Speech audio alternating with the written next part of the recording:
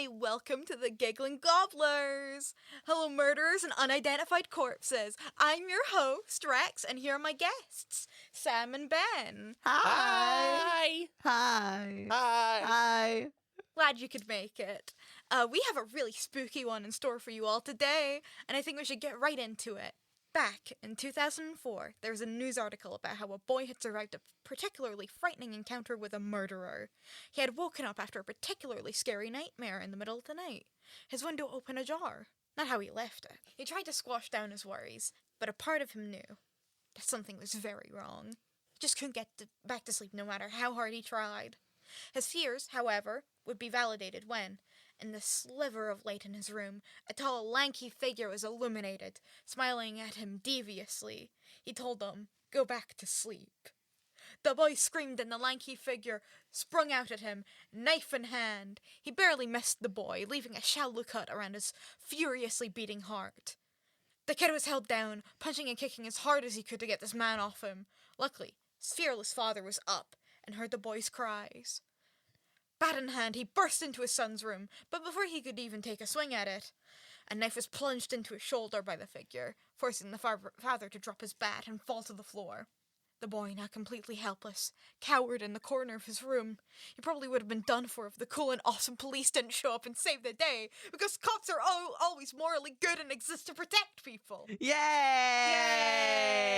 I walked in the basement. Help me. However, the man fled before the cops could track him. The only thing he left behind was the memory of his face, now burned into the poor kid's memory. This was one of the incidents that made Jeff the murderer, sometimes called Jeff the Killer, a household name, because it was the first account we'd ever had of his appearance. A very striking appearance, to say the least. He was kind of an emo boy, had the haircut, the stark black hair and guy liner. I assume he did it before, leaving the house to go murder a bunch of people. Wants to look his best. White hoodie with black slacks, because, business casual is the proper attire for murderers, I guess.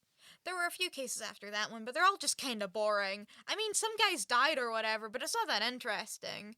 Instead, I think we should focus on his early life, because that's kinda crazy. See, Jeff the Killer started his murder career at the ripe old age of 13, which is unsurprisingly pretty rare. It's nice to have some diversity in your murderers, even if it is just their age. It all started when he moved into a new neighborhood. They moved into a suburb. Pretty white houses lined up in rows, flat grass and perfect families. But his family wasn't so perfect. The day after they moved in, tragedy struck. His brother, Louis, was arrested for assault. What I assumed was a completely fair and justified move on the police end. What had happened was Jeff and Louis were sat at a bus stop, waiting for their bus to school. Pretty innocent, right? Well, 3 kids had come up to them and started to talk with them. They were new in town, so these kids probably just wanted to introduce themselves. A kid had told the police he felt off approaching them. The 2 brothers stayed silent and looked rather shady. They dressed rather sinisterly, like goths. Turns out his gut feeling was correct, because Louis pulled a knife on them. He lunged at them, managing to pierce skin. They scrambled away and had to call the police. Jeff had tried to take the blame for his brother, but in the end it didn't matter. His brother was carted off to juvenile detention and was never seen again. Thank God that 11-year-old menace was taken off the streets. Thank God. Thank God. That utter menace. Mm-hmm. I hate kids. They should have executed him, in my opinion. Oh my God. Yeah, no, right. Just like that webhead menace Spider-Man! Unfortunately... He's got man in the name. We don't know if he's a kid. That's a good point. Unfortunately, as we know now, there was another horror lurking in his family. His brother clearly instilled some bad habits in the young lad, because just a couple of days later, he went out for revenge. His parents took him to his neighbor's birthday party. Witnesses said he was dressed in what would become his signature fit. White hoodie, the black dress pants, looking fresh, with a knife in hand. Accounts from the parents say he threatened children with guns. With fake guns, and also it was a roleplay situation where they were all playing together, but still, it shows his sick and twisted nature. Oh my God, you're so right. You're so right. I can't believe that they let him around the kids with that fake gun. See, no. So twisted, so sick. I'm a good Christian boy. I never played with toy guns growing up, just toy crosses. Then, the 3 victims showed up. They told the police Jeff had called them there, a statement Jeff was unable to disprove because he was in a coma for a week after the incident. Jeff said some kind of mean things to them, so in self-defense they shot him. A long fight began, going all throughout the house. Thankfully, no bystanders were harmed during the incident. Jeff, however, was.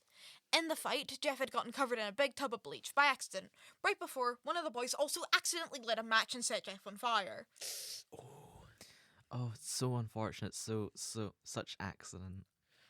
The Poor night- boy. a You lot think of- that match burned him at all? You know, when he I think the match. lit that match, I really hope he didn't get burned.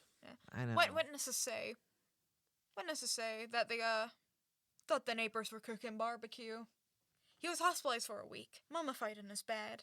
His parents came to visit him every day, while the victims were questioned on the events that led up to the incident. It was a difficult week for the town. Jeff's neighbors reported feeling shaken, constantly feeling a sense of paranoia, and I'm sure the cameras and news stations constantly following him around had nothing to do with that. Eventually, after constant surgeries, Jeff awoke, but awoke to a horrible sight. He saw something horrible. A pale white ghost with deep sunken eyes that refused to blink. His own face. Bam, bam, bam.